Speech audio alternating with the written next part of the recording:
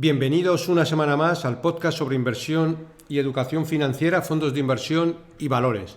Mi nombre es Eusebio Gómez, soy asesor financiero y tengo la misión de hacer las cosas de manera diferente, ayudar a muchas personas a lograr buenos resultados financieros y con ello proporcionarles el conseguir la vida que desean llevar.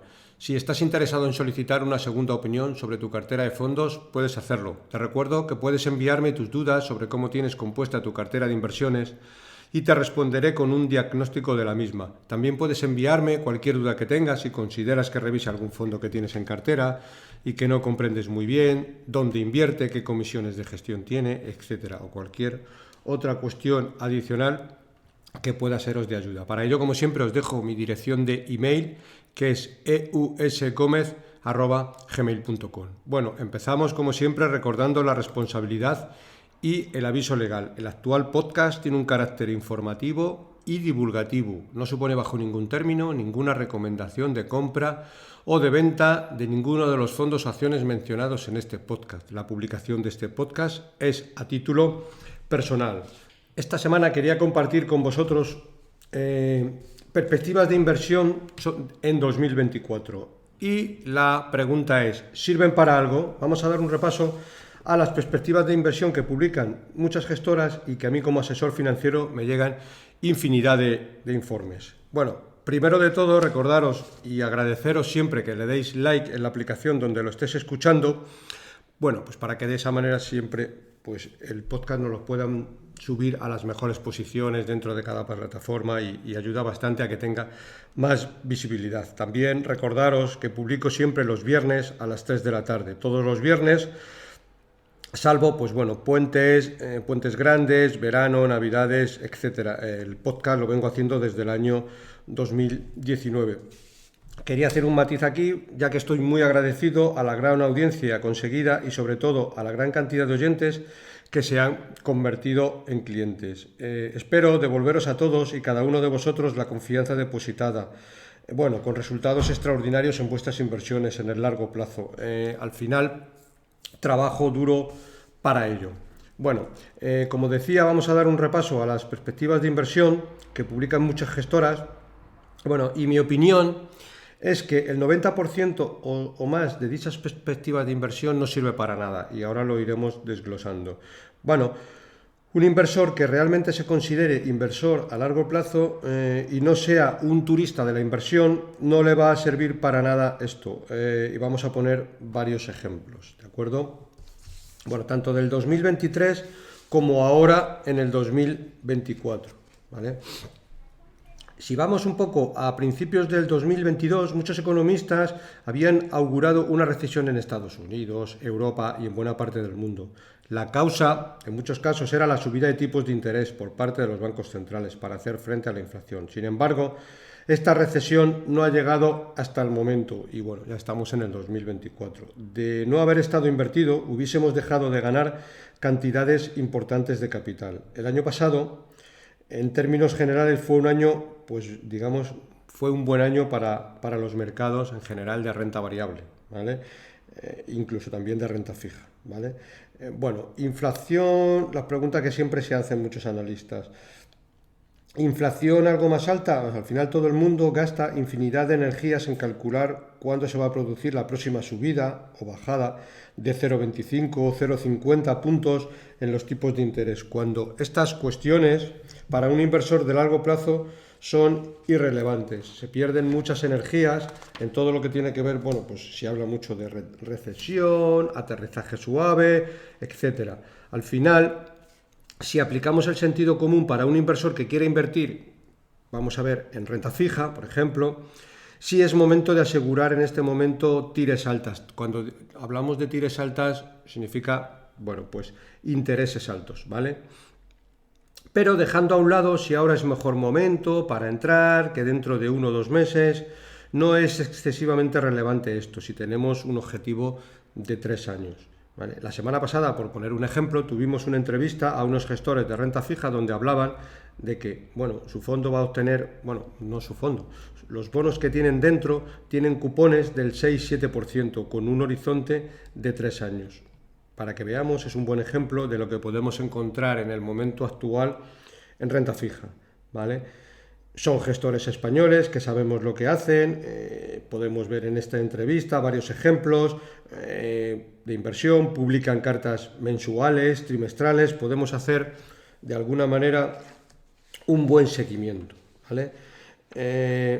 Podemos hacer en el momento actual una cartera de fondos de renta fija muy interesante que a medio plazo nos va a dar más que cualquier depósito bancario, cualquier letra del tesoro, etcétera.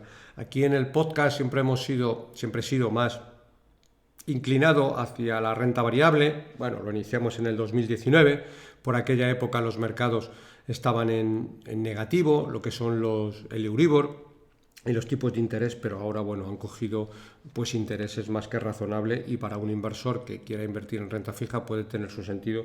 Probablemente a lo largo de la primavera también dediquemos algún capítulo más a gestores de renta fija, que hasta ahora no lo habíamos hecho, ¿vale? Como decía anteriormente, podemos hacer una cartera diversificada de distintos fondos de renta fija para un perfil conservador, ¿vale? Y puede encontrarse dentro de 3 años con rentabilidades muy razonables. Cuando hablamos de muy razonables, ¿de qué hablamos? Pues rentabilidades superiores al 5%, con una cartera de riesgo bastante moderada, ¿de acuerdo? Vale, bueno, seguimos un poco dentro de todo lo que tiene que ver con perspectivas de inversión, como decía, y voy a poner otro ejemplo, ¿vale? Y es un gestor, en este caso español, Jorge Fuentes, de Bestinver, hace un símil que a mí personalmente me gusta bastante, ¿vale? Y dice más o menos así: cuando compramos un fondo de inversión en renta variable, nos convertimos en empresarios, ¿vale? Pero en empresarios vagos, en el sentido literal de la palabra, porque podemos beneficiarnos de las ganancias a largo plazo de tener buenas empresas sin tener que preocuparnos de, por ejemplo, por estar pagando las nóminas del último mes, disgustos por gestionar las bajas laborables, si vamos bien, mal o regular este mes de liquidez, si se nos ha roto una máquina o vamos fatal de presupuesto, si tenemos, impagados y facturas que vencen y que hay que pagar. Todo este tipo de cuestiones que lleva una empresa. Al final, por un precio muy ajustado, que es la comisión que nos cobra un fondo, ¿vale? Podemos ser propietarios de empresas globales de todo tipo, pues Nestlé, Coca-Cola, Vodafone, Google, etcétera, Procter & Gamble, Novo Nordisk, etcétera, ¿vale? Empresas globales que se benefician del crecimiento mensual del PIB, ¿vale? El PIB, al final, lo que tenemos que considerar es que crece de media un 3%, así ha sido en los últimos 50 años, ¿vale? Hay años que crece el 2 y hay otros años que crece el 3,7 y otros años crece el 1,5. Bueno, crecer el 1,5 no es ninguna desgracia, al fin y al cabo es un crecimiento, pero con el tiempo la media es el 3%. Si vamos a ver un gráfico, que aunque es un podcast y no lo vamos a ver, pero os lo voy a intentar explicar. Si cogemos los beneficios del SP500 cada 10 años, pues vemos que los beneficios por acción del SP500 cada 10 años se doblan, ¿vale? Mirar, cogemos por ejemplo en el año 1951 y los beneficios del SP500 eran de 1,83. En el año 1961 pasaron a 3,77. En el año 1971 pasaron a 7,21. En 1981 pasaron a 14,88. En el año 1991 pasaron a 31. En el año 2001, en este caso no se dobló, pero fueron de 45. ¿Vale? Fue un 50%. Luego en el año 2011 se volvieron a doblar, 97. Y en el año 2021 pues fueron de 208. Como vemos, cada 10 años, salvo el periodo 1991-2001, que subió un 50%, pues los beneficios se duplican de media cada 10 años, ¿vale? Y esto es desde la Segunda Guerra Mundial, es decir, desde el año 1950, para que lo pongamos en perspectiva. De 1951 a 1961 pasarían infinidad de cosas. En 1971 creo recordar la crisis del petróleo, pues en el año 2000 la burbuja tecnológica, en el año 2011 la crisis del euro, y desde la crisis del euro hasta el 2021 ha habido un montón de crisis, que si el Brexit, que si la guerra comercial Rusia-Estados Unidos, que si el COVID. Pues los beneficios se acaban doblando, porque dentro del SP500 hay buenas empresas y que suelen crecer bastante bien, ¿vale? Al final lo que tenemos que hacer como inversores es asimilar el concepto empresarial y no de que tenemos un fondo que hoy sube en 1% y que mañana baja el 1%, ¿vale? Este año puede caer un 12%, el año que viene sube un 20%, bueno, pues tenemos que verlo desde una perspectiva de largo plazo, pues que al final, si somos dueños de buenas empresas gestionadas por buenos gestores y a su vez somos partícipes de fondos que invierten en este tipo de empresas y que los gestores ya se encargan de, sobre todo, y muy importante, no pagar un precio excesivo por las empresas que compran, como puede ser el caso ahora mismo de muchos índices, pues ya estamos en una posición de que habremos hecho un trabajo enorme, ¿vale? Eso de entrada. Al final lo que tenemos que hacer es estudiar muy bien dónde vamos a invertir, qué fondo de renta fija o qué fondo de renta variable me va mejor a mí. Y a partir de aquí lo que tenemos que hacer, pues prácticamente es nada, que de por sí ya es estar haciendo algo, porque muchas veces el toquetear la cartera, más veces de lo necesario, desde mi punto de vista lo considero un disparate. Vamos a poner otro símil, hay bancos que mandan un email semanal en el cual dicen estrategia de inversión semanal. A mí qué queréis que os diga, pero el nombre ya de por sí me parece fuera de lugar, porque una estrategia de inversión para la semana no tiene ningún sentido. Es al final como tirar una moneda al aire y que puede salir cara o puede salir cruz. Al final alguien deberíamos de hacérnoslo también desde el punto de vista empresarial. ¿Alguien vendería su farmacia porque la Reserva Federal tenga previsto subir tipos? ¿Alguien vendería su fábrica de turrones o de envases, de plásticos, de harina, de embutidos, su bodega de vinos, etcétera, porque venga una recesión en 6 meses y después que llaman otra vez para volver a comprarla? Si tenemos esta mentalidad empresarial, estaremos en el 5-10% de los inversores que más dinero gana a largo plazo, porque la inactividad en los mercados premia. Warren Buffett, bueno, que todo el mundo lo conoceréis, es el mayor inversor de Estados Unidos y probablemente del mundo, dice una frase que dice más o menos así: los mercados financieros son una máquina de traspasar dinero del inversor impaciente al inversor paciente. Y otra frase también, que ya le he comentado en otros podcasts, por aquí, es del recién fallecido Charlie Munger, mano derecha de Warren Buffett, decía una frase similar y venía a decir que se gana más dinero con el culo que con la cabeza, ¿vale? Lo que quería decir es que se gana más dinero estando sentado y no haciendo nada que estar de forma permanente cambiando las inversiones. Más detalles. Un estudio de Fidelity, Fidelity es una gestora muy, muy grande y tiene infinidad de clientes minoristas invertidos en sus fondos por todo el mundo. Pues sí, el estudio recogía los datos de qué tipo de inversores ganaba más dinero a largo plazo. Y la conclusión del estudio es que quien más dinero ganaba a largo plazo eran los muertos, ¿vale? Los muertos porque ya no estaban y en muchos casos sus familiares se enteraban muchos años después del fallecimiento y de que mantenían estas inversiones. Y bingo, la conclusión es que habían tenido retornos muy importantes por no haber hecho nada. Evidentemente, esta actividad tiene que estar sustentada en haber elegido fondos razonables versus fondos bien gestionados. Si esto lo hacemos con un fondo, vamos a llamarle mediocre, fondo que lleva más de 10 años sin haber ganado dinero para los partícipes, pues no sirve de nada. Al final tenemos que coger buenas inversiones y es para lo que tenemos que dedicarle el tiempo previo, ¿vale? Por eso es muy importante saber elegir, y si no sabemos de alguna manera elegir bien, podemos elegir bien el asesor que sea el que nos diga qué fondos debemos de tener. Y muchas veces ni todos los fondos son buenos, ni todos los asesores son buenos. Debemos de elegir bien, pues es un camino de muchos años y no es un camino de meses. ¿De acuerdo? Volviendo también un poco al estudio de Fidelity que hacía mención anterior, los herederos cuando tenían que heredar se encontraban con cantidades de dinero enormes, de muchos más ceros de lo invertido. Y ahora vamos al 2023, ¿vale? ¿Qué se decía en el 2023 en general por muchas casas de análisis?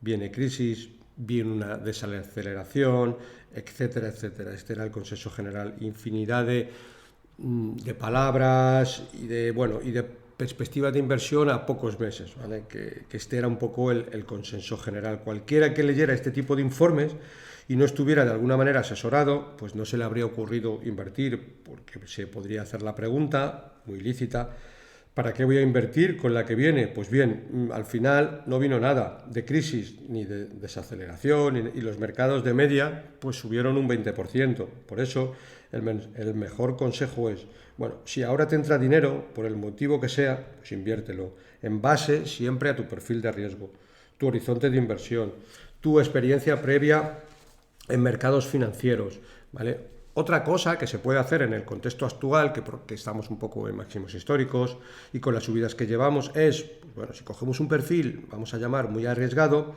y contemplas invertir en renta variable el 100%, pues yo actualmente invertiría, pues no el 100%, invertiría el 80%, y con el 20% me lo dejaría por si el mercado, pues bueno, corrige. Esto vale, para cualquier perfil de riesgo, porque en el momento actual es un momento de ser más prudente que el nivel de riesgo aconsejable, ¿vale? ¿Qué conseguiremos? Pues estaremos invertidos y nos beneficiaremos de las subidas, pero si llega una corrección del 30% o del 40% o del 20%, tendremos capital para desplegarlo e invertir a precios más baratos. Ojo, y esto no se trata de hacer de adivinos, simplemente de hacer una gestión eficiente de nuestro capital, ¿vale? ¿Que no llegan bajadas? Pues bueno, nuestra parte que está invertida, el 80% o cada uno en su porcentaje de la cartera, pues si tenemos buenos fondos subirán lo mismo o incluso más que el mercado, ¿vale? Pero incluso podría darse el caso de que el mercado caiga fuerte y nuestra cartera no lo haga, incluso que suba. Por poner un ejemplo, lo podemos tener en las inversiones que teníamos realizadas en Advalor durante el año 2022, el mercado cayendo un 25% y el fondo Advalor un 40%. Bueno, aquí también dedicaremos un poquito más adelante a hablar un poco sobre este tema y sobre otras estrategias de inversión muy parecidas, ¿vale? O que de aquí en adelante los mercados cayendo, porque, bueno, pues desde mi punto de vista los índices están caros, sobre todo el índice americano, el S&P 500, porque tienen muchas grandes compañías en los índices. Vamos a ver un poco, para que nos hagamos una idea de lo que estamos hablando, a cuánto cotización de PER están cotizando las 7 grandes empresas que ahora le llaman todo el mundo las 7 magníficas, ¿vale?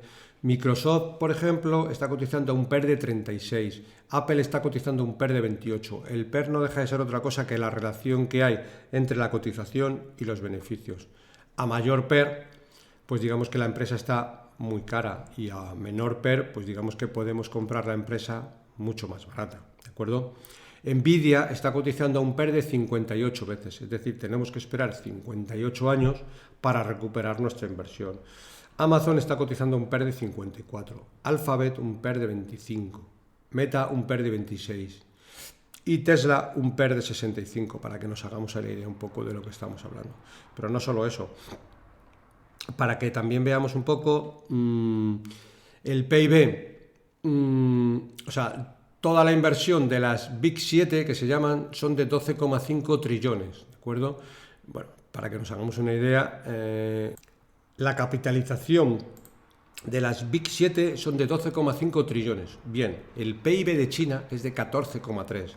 El PIB de Estados Unidos es de 21,5 trillones. El PIB de Japón es de 5,1 trillones. Recordar, las Big 7 capitalizan 12,5 trillones. El PIB de Alemania es 3,9, es decir, 3 veces el PIB de Alemania, una compañía, o sea, un país como Alemania, que ya de por sí es industrial y tiene un PIB relevante, un poco para que nos hagamos una idea, ¿vale? Bueno, como decía, de aquí en adelante podemos encontrarnos con mercados cayendo, sobre todo los índices, por el exceso de peso que tienen las grandes compañías en los índices. De hecho, si vemos donde podemos observar el peso que tienen las 7 compañías, estas que hablamos, en el MSCI, y vemos que es un peso extraordinariamente grande. Vemos que los 10 primeros componentes del MSCI suman un 20,92%, es decir, hay pocas veces que ha habido un peso tan grande y tan concentrado en unas pocas compañías. Apple representa el 5%, Microsoft el 4,64%, Amazon el 2,34%, Nvidia un 2%. Como hemos visto, los PERs de todas estas compañías son PERs que en el momento actual son relación precio-beneficios muy alto, para que nos hagamos una idea un poco de si compramos ahora índices. Bueno, pues estamos comprando algo que, no digo que pase, pero probablemente estamos comprando algo caro y tendremos que esperar muchos años.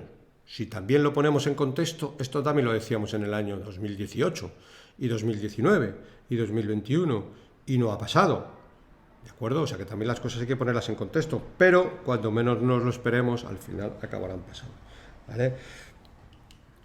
Como decía anteriormente, podemos encontrarnos con mercados cayendo, por lo que estaba comentando, de grandes compañías en los índices, y las small cap subiendo, o muchos fondos value subiendo a contracorriente del mercado, ¿de acuerdo? Al final, la constitución de un patrimonio lleva tiempo, por eso como inversores debemos pensar a largo plazo, como parte de una cartera bien equilibrada. Debemos de considerar la renta variable, es decir, las acciones, como el motor del crecimiento de la cartera a largo plazo.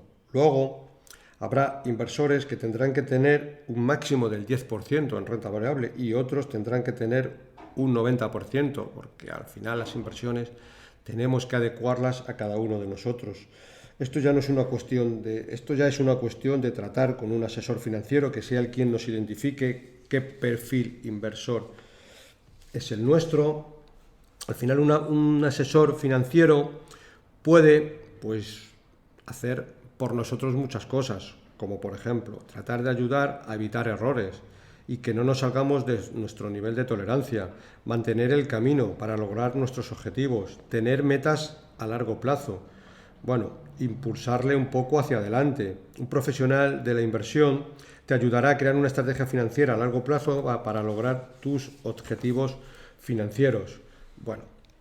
Hemos repasado un poco el PER de las 7 magníficas. Vamos a ver un poco ahora el potencial que nos podemos encontrar en el momento actual en small cap, ¿vale? Que son pequeñas compañías de renta variable, en este caso europeo, ¿vale? Vamos a ver, os voy a comentar una entrevista de una gestora que me llegó recientemente, donde hablan un poco de las virtudes de comprar pequeñas compañías europeas en el momento actual. Es una entrevista muy larga, pero vamos a resumir lo más relevante, ¿vale? Y comentaban los gestores, estamos ante una de estas oportunidades que se dan una vez cada 10 o 15 años, y es la atractiva valoración de las pequeñas compañías europeas. Vemos que la primera razón es la prima de gap de rentabilidad entre pequeñas compañías y largas compañías. Nunca había habido tanta diferencia de valoración entre las grandes compañías y las pequeñas compañías, ¿vale?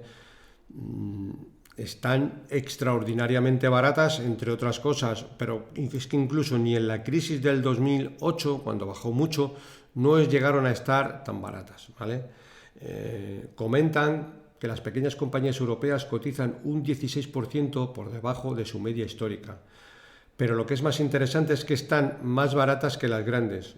Las pequeñas compañías europeas cotizan 2,5 desviaciones típicas por debajo de las grandes. Solo habíamos visto algo parecido en el año 2008. ¿Qué sucedió después?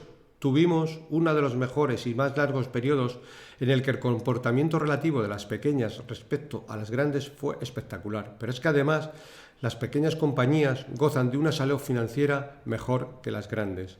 Como vemos, las pequeñas tienen menos deuda que las grandes. Es cierto que las compañías norteamericanas siempre han cotizado con una prima respecto a las europeas. La media de esta prima se sitúa en un 20%, pero es que ahora esta prima es de un 60%. Tercera razón, el posicionamiento está en mínimos. Hemos visto salidas de flujos de esta clase de activos que podrían calificarse como de sangría, ¿vale? Europa ha sido la región más castigada en cuanto a la salida de flujos. Y si nos fijamos en el gráfico de la derecha, bueno, no lo podéis ver, pero es, quiero decir, salida de flujos muy relevante. Dentro de Europa, las pequeñas compañías son las que más salidas han tenido. Lo que queremos decir es que todo el dinero que tenía que salir y que ya se ha ido, y lo más normal es que esos flujos se empiecen a recuperar. Y bueno, la gestora sigue con más argumentos, ¿vale? Cuarta razón, recuperación de la actividad de fusiones, adquisiciones y private equity. Vemos en muchas compañías de fondos que tenemos en cartera, como puede ser Equan, que les están haciendo OPAs prácticamente casi todos los meses. 30% por arriba, 40% por arriba de prima sobre lo que están cotizando, ¿vale? Al final, quien compra una empresa de private equity son, bueno, pues gestores que analizan la compañía por dentro muy bien. Con las valoraciones tan bajas no les importa pagar un 30% más porque ya están comprando, aun con ese 30% de prima, muy barato, ¿vale? Bueno, siguen comentando el repunte de inflación que hemos visto estos últimos años llevó a los bancos centrales a subir los tipos de interés de una manera brusca, en un periodo muy corto de tiempo. Esto obviamente penalizó el comportamiento en bolsa de las pequeñas compañías, pero también paralizó por completo la compra de compañías. Podemos decir que las pequeñas compañías están tan baratas que es cuestión de tiempo que este tipo de operaciones repunte con fuerza. Ya lo está haciendo. Eso obviamente va a suponer un impulso para esta clase de activo, normalizando valoraciones. Vale. Quinta razón, ante la duda, comprar en las caídas. Como hemos dicho anteriormente, estamos ante una gran oportunidad de entrada en esta clase de activos, fundamentalmente por valoraciones. Aquí la reflexión que debemos hacer es que comprar en el punto más bajo es muy complicado, por no decir imposible, y que entrar muy tarde puede pillarnos con el pie cambiado. Y decimos esto porque vemos en el siguiente gráfico que la mayor parte de la rentabilidad se produce durante el primer año. Es decir, no podemos hacer, bueno, sí, quiero invertir en pequeñas compañías, pero cuando empiecen a recuperarse ya invertiré. Porque lo que pasa es que cuando vamos a lavarnos los dientes un día cualquiera, por poner un símil, las mayores subidas las encontramos en el primer periodo inicial, que no sabemos cuándo se va a hacer, pero la única manera de cogerlo es estar dentro. Si no, es prácticamente imposible, ¿vale? En cuanto a pequeñas compañías, en cuanto al informe que hablaba, pues bueno, este es un poco el informe. Seguimos donde podemos encontrar más valoraciones actualmente razonables. Bueno, pues en China, ¿vale? Vamos a leer también una entrevista que hicieron, en este caso no es a un gestor, sino que es a un analista de Morningstar que está en China, ¿vale? Y habla de lo siguiente, ¿vale? Bueno, la entrevista se la hicieron a Katie Lin, que es un analista de Morningstar y que está en China, ¿de acuerdo?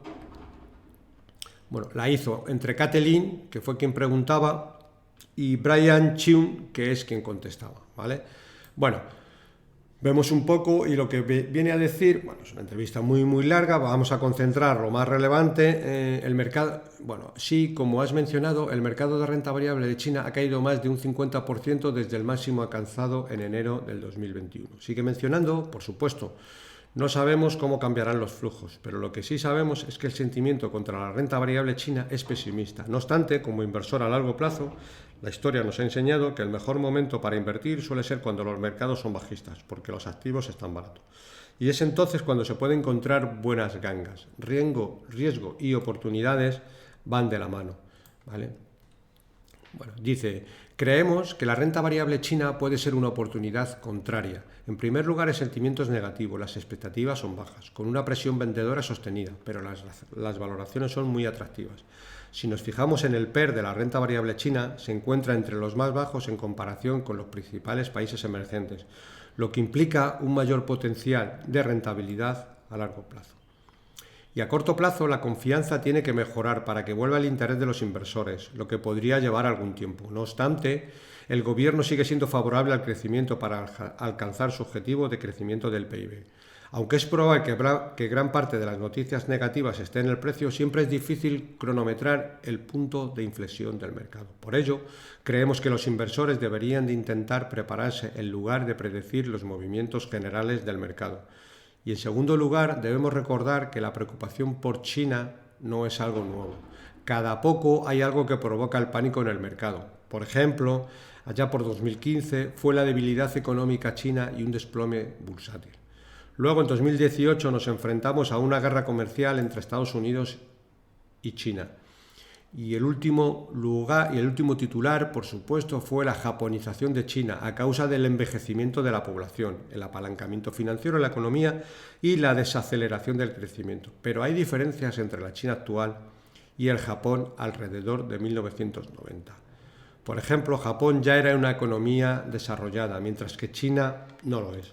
El crecimiento del PIB chino sigue a un ritmo decente en comparación con las principales economías desarrolladas. Y lo que es más importante, la creciente clase media seguirá presentando oportunidades interesantes para los inversores. A diferencia del mercado de valores de Japón de finales de los 80, donde se produjo una burbuja, pero hoy en China no es una burbuja bursátil. Y por último acaba diciendo, sí, es muy importante ser selectivo en nuestra opinión. En el caso de los inversores que invierten en renta variable china a través de fondos de inversión, queremos quedarnos con gestores de calidad que hayan atravesado con éxito los ciclos del mercado, ¿vale? En resumen, yo diría que seamos disciplinados en nuestra asignación, nos quedemos con gestores de calidad, pensemos a largo plazo y mantengamos la calma, ¿vale? Bueno, más información. ¿Dónde está todo el mundo ahora mismo invertido? Y os lo dice alguien que le llegan infinidades de carteras, de revisión de carteras, de propuestas de inversión y que habla con muchos clientes. Hoy en día todo el mundo está indexado al SP500, así de claro, ¿vale? Y si hacemos lo que hacen todos los inversores, tendremos los resultados de la media de los inversores. Y los resultados de la media de inversores son resultados mediocres, tirando a decepcionantes, porque los inversores de media compran lo que todo el mundo está comprando, y lo que todo el mundo está comprando es lo que más ha subido en los últimos años, cuando deberíamos de tener el foco en lo que menos ha subido y evidentemente, haciéndolo con buenos gestores, muy cualificado, con un excelente historial, con capacidad para encontrar buenas oportunidades. Y no se trata de ir a comprar, un chicharro. Un chicharro, por si alguno no lo conoce, es una acción que cotiza en bolsa, digamos una muy pequeña compañía española o de Francia, porque en algún sitio hemos oído hablar que tiene potencial, etcétera, y porque ha caído mucho, etcétera, y meter ahí mucho capital. Eso no es hacer las cosas con bastante sentido común, ¿vale? Tampoco ir a comprar un fondo de una región muy pequeña, como puede ser pues Turquía, Corea, etcétera, porque observemos que ha caído mucho, ¿vale? Se trata de rebuscar en las caídas fondos con gestores que no están pasando un buen momento, pero que a largo plazo claramente lo harán mejor que el mercado. ¿Dónde es sitio de rebuscar? Pues como hemos visto anteriormente, China y pequeñas compañías europeas, como siempre.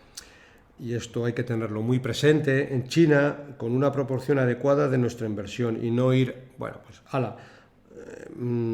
tengo un capital y lo meto todo en China, esperando dar el pelotazo, porque esto al final no va de dar el pelotazo, esto va de tener una cartera diversificada, con un horizonte de largo plazo y tener, invertido en diferentes regiones, ¿vale?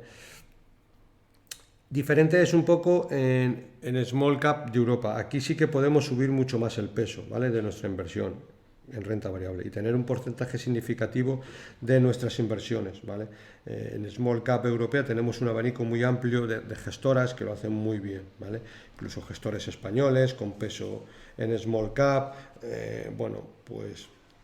pues tenemos los suficientes como para invertir, ¿vale? Vamos a dar también un repaso que me pareció muy interesante y lo recibí hace muy pocos días, y es un gestor, la verdad que no le prestamos mucha interés a este gestor de Fidelity, pero tiene un fondo que lo hace muy muy bien. Es un fondo diferente a mercado, ¿vale? Y vamos a verlo un poco, porque es una entrevista también interesante para que veamos un poco, al final piensa un poco bueno, pues de la misma forma que pensamos nosotros, ¿vale?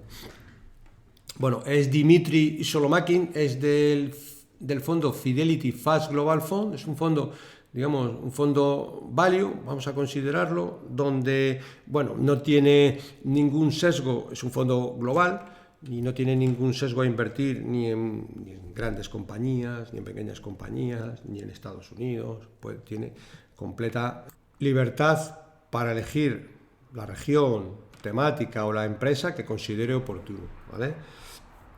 Dice lo siguiente, dice, lo que observo actualmente en las bolsas es muy similar a lo que observé hace 3 años. Esta vez se debe al discurso de los tipos de intereses máximos, combinado con el frenesí bursátil en torno a la inteligencia artificial. Dice, mi cartera de posiciones cortas, también tiene posiciones cortas incluso, o sea, va un poco más allá. El value lo lleva casi hasta la máxima expresión. Está muy expuesta al sector tecnológico estadounidense, el área donde aprecio más excesos. Algunas de mis posiciones cortas se encuentran en valores relacionados con la inteligencia artificial, que está eminentemente sobrevalorados o no tienen una tecnología de inteligencia artificial real de la que hablar. Un ejemplo es una empresa de software con una capitalización bursátil de más de 50.000 millones de dólares que cotiza a más de 20 veces las ventas previstas, no 20 veces beneficios, 20 veces las ventas previstas, y que emite opciones sobre acciones por un volumen próximo a 1/3 de sus ingresos anuales. Es una barbaridad. La dirección, que ya se ha hecho de oro, vendiendo posiciones por cientos de millones de dólares en el mercado, existen otros ejemplos similares. Los inversores fundamentales no operan con estos valores, por razones fundamentales. Resulta arriesgado apostar contra estos valores, pero también merece la pena porque cuando el mercado recobra el sentido común, que siempre lo hace, se pueden obtener ganancias del 80-90%. Solo hay que ser pacientes y gestionar cuidadosamente el tamaño de las posiciones. Cuando habla de obtener ganancias del 80-90% significa porque caen esas empresas el 80% y él está corto, ¿vale? Luego habla también de posiciones largas. Mi cartera de posiciones largas se encuentra en valores de mediana y pequeña capitalización, en sectores de la vieja economía, de Europa y cada vez más de Asia. Algunos de estos valores marchan rezagados en lo que llevamos de año. A este respecto, cabe citar valores del sector energético, que es lo contrario a la apuesta por la inteligencia artificial. Por los actores con un enfoque sistemático, lo mismo podríamos afirmar de mis posiciones de mediana capitalización en el Reino Unido y Europa continental, porque el mercado ha estado centrándose en valores de crecimiento, de gran capitalización estadounidense. Aquí también incluyo valores chinos, porque la mayoría de los inversores mundiales considera que China es no apta para la inversión. Fijémonos en Alibaba, por ejemplo. Es un líder del mercado del comercio electrónico que genera beneficios. Posiblemente la empresa no crezca mucho actualmente a causa de la competencia y las dificultades que vive el consumo. Cotiza a 8 veces los beneficios previstos y genera tesorería por valor de más de 20.000 millones de dólares al año, lo que supone colocar el 20% su ratio rentabilidad por flujo de caja libre valor de la empresa. Más importante aún es que la empresa reparte la mayor parte de esta tesorería entre sus accionistas mediante recompras de acciones y dividendos. Los fundadores han comprado recientemente alrededor de 500 millones de dólares en acciones de Alibaba con su propio dinero. ¿Cuál de estas dos empresas cree usted que es más apta para invertir? ¿Alibaba o el ganador de la inteligencia artificial de Estados Unidos? Sigue comentando, podría dar muchos más ejemplos parecidos, pero todos ilustran la misma idea. Estamos sumidos en una burbuja. Debemos de ser pacientes y ceñirnos a la selección de valores basada en los fundamentales. No voy a variar el posicionamiento del fondo, seguiré vigilando mis posiciones cuidadosamente, pero me mantengo fiel a mi estilo de inversión value y a contracorriente. Los tiempos de los mercados son impredecibles, pero a medida que el entorno vaya normalizándose, espero que la cartera se beneficie considerablemente como lo hizo en 2021 y en 2022. Como decía, es un fondo muy interesante que incluso es que en el podcast hablamos poco de él, es el Fidelity Fast Global, pero Dimitri es bastante buen gestor y como vemos, tiene un criterio, es decir, muy, muy equilibrado, ¿vale? Bueno, más cuestiones que nos hacen, o en este caso que me hacen muchos clientes y me dicen, ¿Cómo ves 2024? ¿Es un buen momento para entrar? Bueno, y al final esto no va de comprar y vender, de entrar y salir. Esto va de construir un patrimonio perpetuo, ¿vale? Cualquier momento es bueno para comprar. Evidentemente hay mejores momentos que otros. Por ejemplo, en 2020 era un buen momento para comprar con el COVID. En 2016 era un buen momento para comprar por el Brexit. 2009 también fue un momento bueno para comprar.